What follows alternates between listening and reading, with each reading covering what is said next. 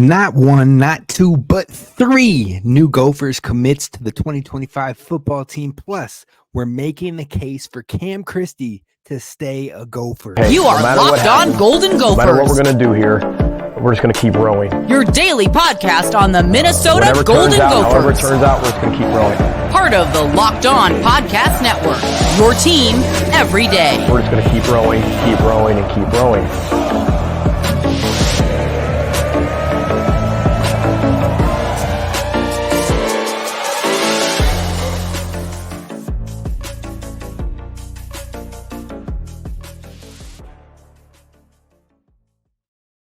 You're listening to Locked On Golden Gophers, part of the Locked On Podcast Network, your team every day. My name's Kane Rob, host of the podcast, former collegiate football video coordinator and recruiting assistant, here to talk Golden Gophers with you each and every day of the week, Monday through Friday. And we're even going into the weekend. We're going to close this March off with a bang. We're talking some Gophers hoops today along with football. We're going to talk about why Cam Christie should come back to Minnesota for one more year in the maroon and gold. And then we're going to talk about three new Gophers football commits. And finally, three things we hope to see fixed or improved in the next available spring practice. So we're going to dive into all that today. Now, starting tomorrow, we're going to have not one, not two, but three mini episodes for you where we're going to talk about my top five of the 22, 23, and 24 classes of Gophers football, who I think are going to be the most impactful players of each of those classes. So definitely hit subscribe so you do not miss any of that content going forward. That's right, three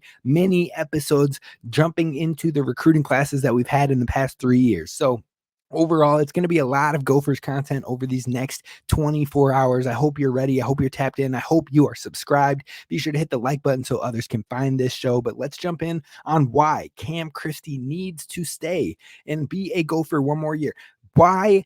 What's the case? How can we make him at least think about running it back in year two as a sophomore to stay with the maroon and gold? So after the transfer portal departures, after seeing Braden Carrington, Joshua Joseph, Isaiah Ening, Christopas Kainis, and Pharrell Payne all hit the transfer portal, that's a lot of players leaving a lot of minutes and a lot of scholarships open for Ben Johnson and crew to try and build this team back out to make a big run next season.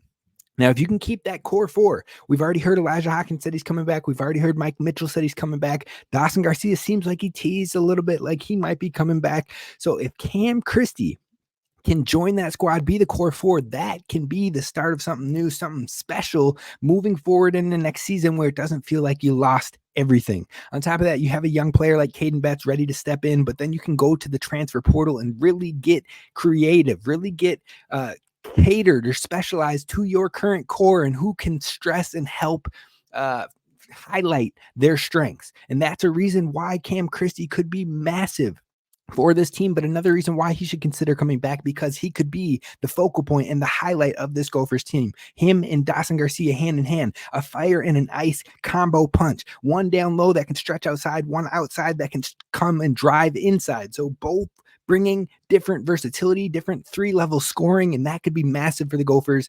Now, why should Cam Christie come back? Well, the first thing I would say is to improve his draft stock. He is projected as a possible second-round pick right now. There was one athletic mock draft out there that put him in the very late first, but even in their descriptions, they were talking about his upside is really good. His talent is very raw. He could be a high-level player, but that's why we're putting him towards the back half of the first, but he may be a second-round guy.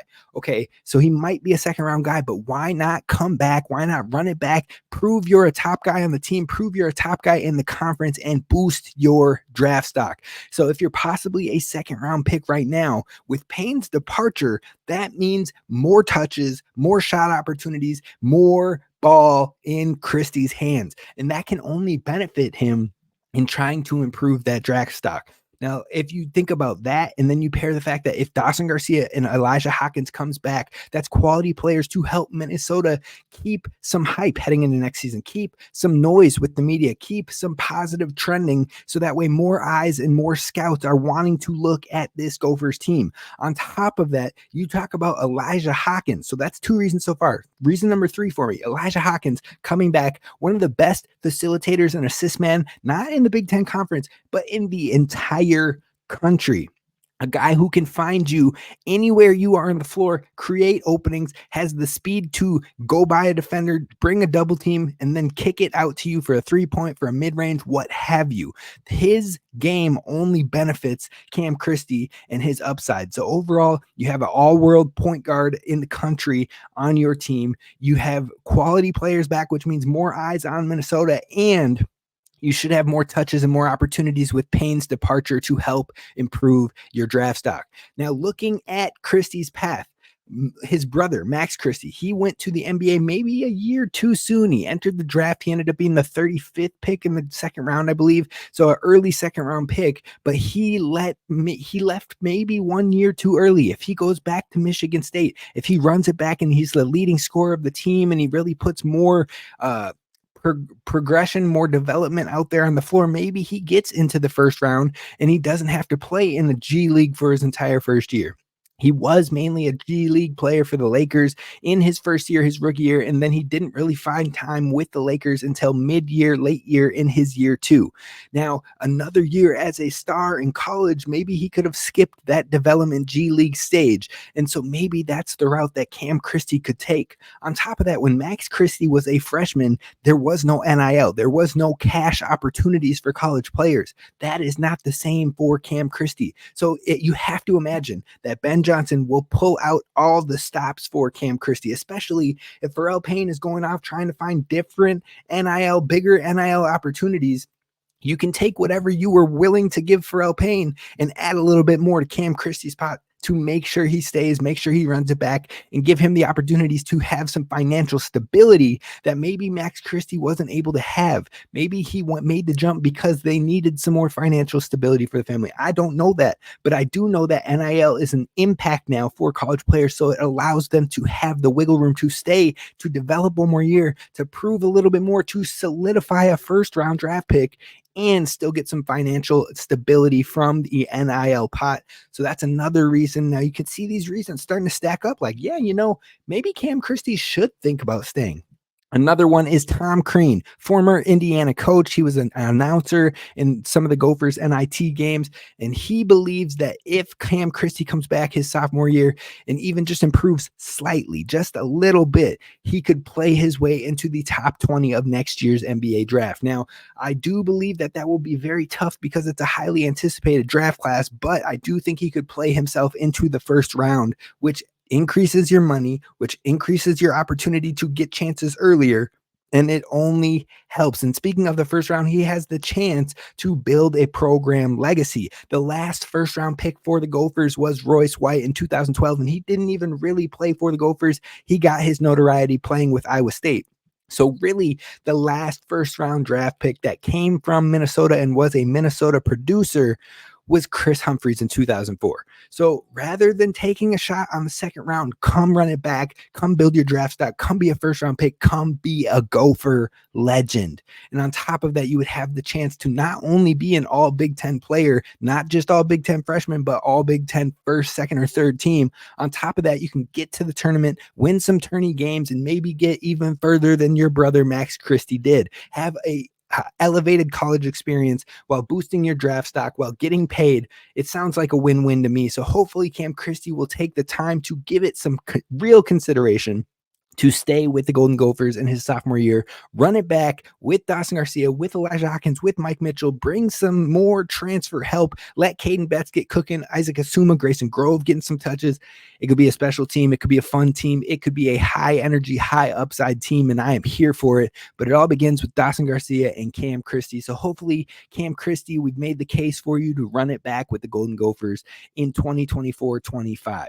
Now, we're going to shift our focus a little bit towards the football side of things. There are 3 new commits for the 2025 class, including one stolen from a rival. We're going to talk about those 3 players and what they bring to the Gophers recruiting class of 2025 coming up next. First, I want to talk to you about one of my favorite folks out there, and that is Gametime, because Gametime is the best ticketing app out there, in my opinion. Now, Gametime is now authorized is now an authorized ticket marketplace for Major League Baseball, which makes getting tickets even faster and easier. And prices on the Gametime app actually go down to the closer that the first pitch gets.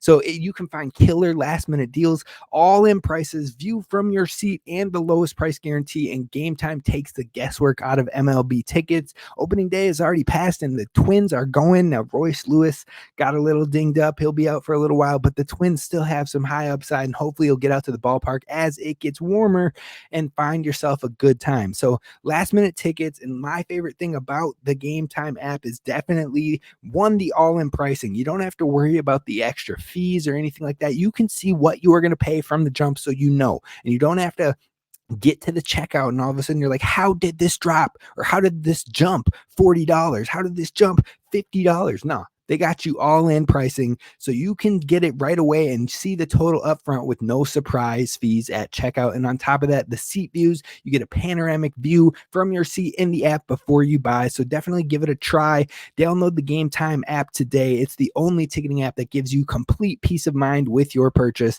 Again, download the Gametime app today, and you can use promo code Locked On College. That's LOCKEDON College for $20 off. Download Gametime today. Last minute tickets, lowest price guaranteed.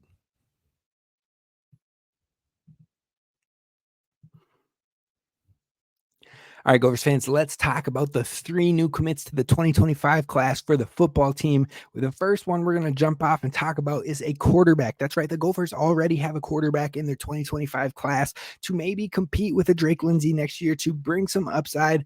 He is a top 30 quarterback across all 3 major platforms in On3, Rivals, and 247. Now, he was a former commit to Washington, and his name is none other than Jackson Pollock. Now, he was, like I said, he committed to Washington under Coach Kalen DeBoer, the coach that got Washington all the way to the national championship, although they ultimately fell to Michigan. But once Kalen DeBoer hit the road and went to Alabama, Jackson decided, you know what? Washington isn't for me. He reopened his commitment and he ended up committing to Minnesota. Now, when he came and he took another visit here to Minnesota, an official visit, he was like, I'm not really expecting to make any decisions. I just want to see what everything's happening. And he felt so at home. He felt so right here in Dinkytown that he was like, let's do it. Let's sign on the dotted line. I am committed and ready to run it with the Gophers.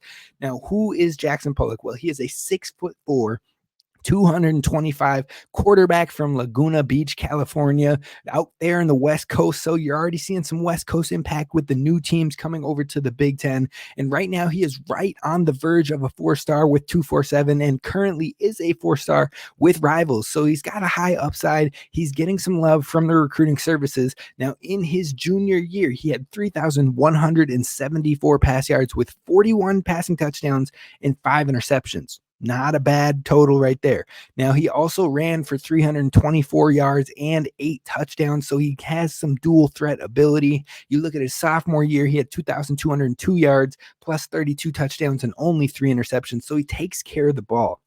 Now, the only flaw I saw in that junior year tape is the fact that he did have a mediocre completion percentage, only at 57.7%. Now, if you look to his sophomore year, he was passing close to 66%. So the ability is there, but I would be curious to see what gave him problems, what caused that dip in production or in completion percentage from sophomore to junior year, and can he clean it up and improve it into senior year? If he does, he has the ability to take a leap, not only in the recruiting services, but in his hype for the Gophers fandom and for maybe having a shot to play early in the future. Now, I know the coaches aren't going to look at his senior year and be like, oh, well, he did better in completion percentages, so he has a chance to play here. No, but if he shows more college ready play, if he shows more anticipatory throws, if he shows more playing within the structure, playing on time, if he shows those type of traits in his senior year, maybe he could early enroll, maybe he could step in and play right toe for toe and learn with Drake Lindsay, but compete with Drake Lindsay so the two of them can really go and push each other to be their best and win the starting job. So it's awesome to see a quality quarterback recruit officially commit to the Minnesota Golden Gophers. Now, he has some size to him. He can put some zip on the ball. And like I said, I'm interested to look more into the tape to see what happened with that mediocre completion percentage in junior year. But otherwise, He had offers from Washington, Colorado, Colorado State, and a few others, Cal as well. So some quality offers in there, but it's exciting that the Gophers land their 2025 quarterback. Now, another name that officially committed is cornerback, maybe safety, but I think they're looking at the cornerback position, Zachary Harden. He is from Georgia. He's played safety and corner, but like I said, I think the Gophers are looking at him as a cornerback. Now, he has other offers from Duke, Texas A&M, Wake Forest, Pitt, Arkansas, Indiana, Michigan State, and many more. So he's got some high majors, Power 4 conference offers all over, and he decided the Gophers were the right fit. Now, he has some connections to the Gophers, Darius Green being more like a brother figure to him. Been super tight with him, give him a little bit of an insight to the program and how he's felt here. And that really rubbed off on Zachary Harden. On top of that, he speaks very highly of his connection and his relationship with cornerbacks coach Nick Monroe. Now, the Gophers have had some success with Georgia D-backs, including who I'm tripping right now. Darius Green, like I said, Zaquan Bryan came in from Georgia, and I'm missing on someone right now. I just saw it. Oh, Terrell Smith.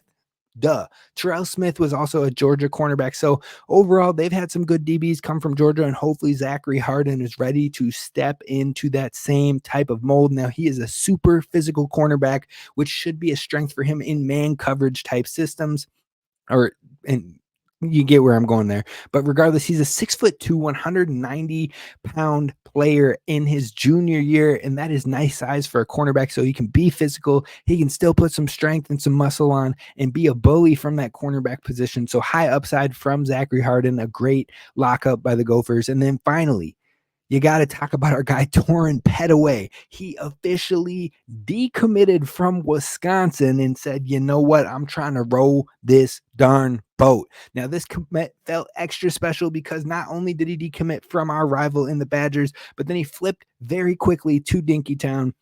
He had Big Ten schools left and right offering him. You had Wisconsin, Illinois, Nebraska, Washington, USC, Rutgers, and Minnesota all offering him a scholarship. And the craziest part of it all is that he has only played 1 year of football. That's it. He has just played his first year of football, and he was pulling in major offers from Big Ten schools left and right. Now, if that doesn't tell you the upside that he has shown very quickly and the natural athleticism that he has, the more he gets more instinctual, the more he puts things together, the more he understands the game from a field IQ perspective, this dude could be dangerous. So I love that Torrin Petaway is a guy that is coming to Minnesota. Like I said, very raw, but the sky is the limit. He had 34 tackles, 5 tackles for loss, 4 sacks, and 2 interceptions in his 1 year of football. And he is also 6'4" plus 265 pounds. He was a basketball player. That was his number one sport. So, he's got some athleticism. He's got some jump. He's got some quick twitch to him.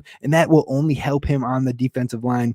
Now, he wins a lot right now with raw talent, but honing in on the technique and the details is something that could pair very nicely with Coach Winston DeLaTiviere, who has shown time and time again in this year and a half now that he can really bring out those elements and the fine-tuned little details to help these defensive linemen take the next step. So if he could bring out the best of Torrin Petaway, you're talking about a very scary threat in the Big Ten from the defensive line. So the Gophers got 3 good ones, in my opinion, in this class of 2025 to get it jump started as they continue to recruit hard and heavy over the summer. I love what I'm seeing from these 3, and I will keep you posted on the more recruits that we see commit here to Minnesota. I'll also try to bring someone on, have them talk a little bit about who could be visiting, who could be players to keep an eye on, and more from this 2025 class. So be sure to hit subscribe so you don't miss any of that recruiting talk as we move forward.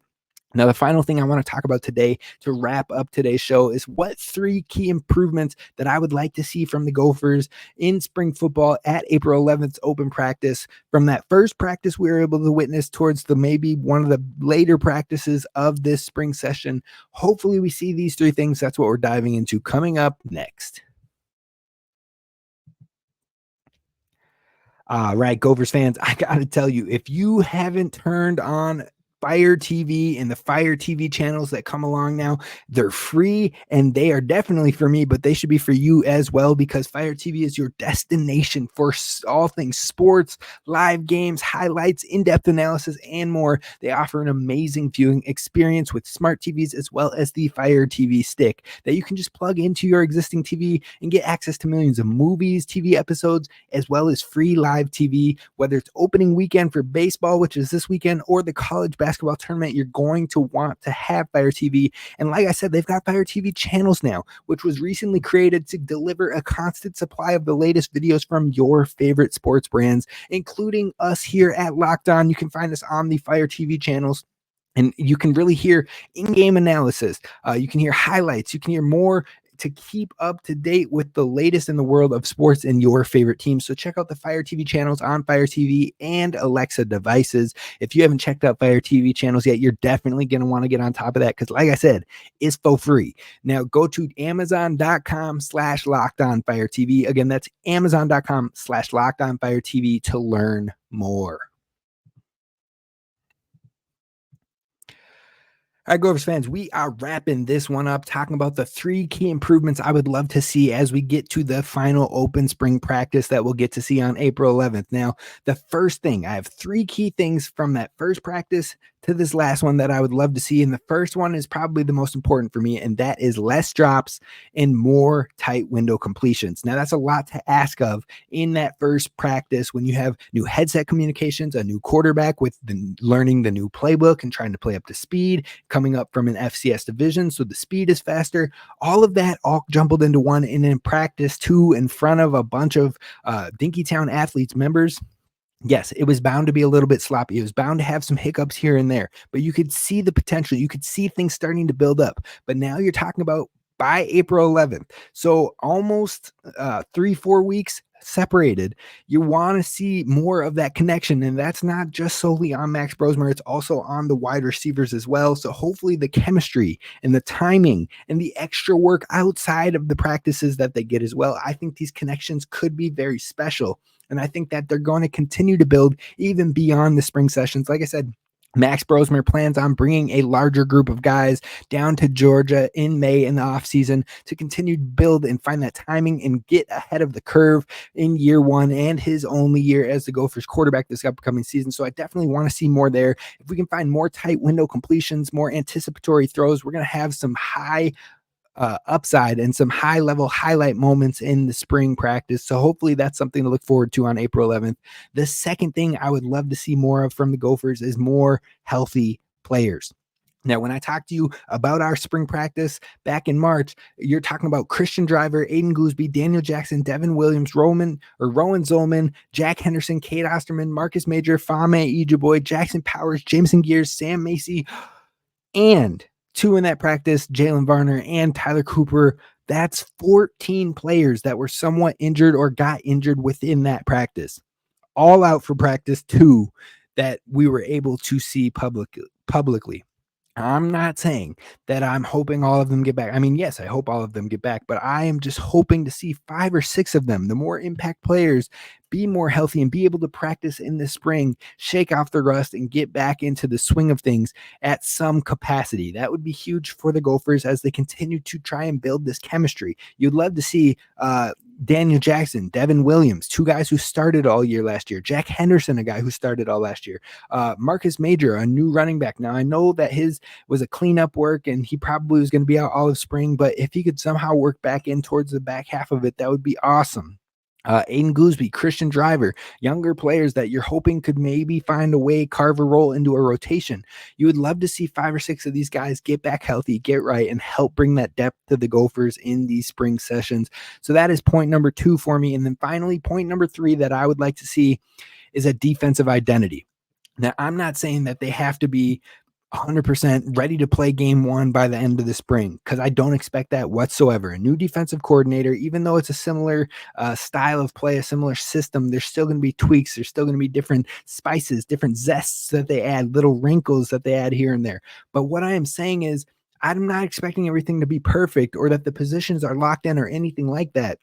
solely that the defense has an identity of what this defense wants to do, what is very prominent across this defense. Is it a speed defense? Is it an aggressive defense? Do they hit hard? Do they play violent? Or is it more of a intricate defense, be in your spots in the right time, a timing type defense? I want to know what the identity and what the strategy of this defense is under new defensive coordinator Corey Heatherman. So that's what I'm hoping to see. 4.3 is just some sort of defensive identity that is shown across the team, that you can get an energy of, yeah, these guys are all on the same page. That is all I'm hoping for. Not perfection, but an identity. I think that would be huge for the Gophers heading into fall camp for next year. So overall, those are the three things I'm looking for. Let me know if you have other things you'll be looking for and keeping an eye out on the public practice down in the comments below.